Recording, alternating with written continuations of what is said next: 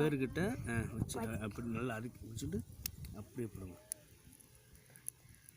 அப்படியே very good. எவ்வளோ பெரிய வேர்னு பாருங்கள்.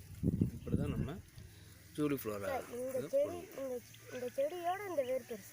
செடியை விட தரைக்கு மேலே இருக்க செடியை விட வேரும் ரொம்ப பெருசாக இருக்குது. சரி இப்படி இருக்கு. இப்படி வச்சுக்கோங்க. காட்டு சரி நுனியில் பிடிச்சி கையில் பிடிச்சி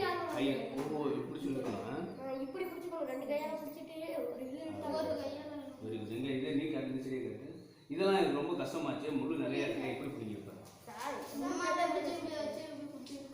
இப்படியே பிடிங்கிருக்கு. இப்போ எத்தனை கவுண்ட் பண்ணிட்டீங்களா?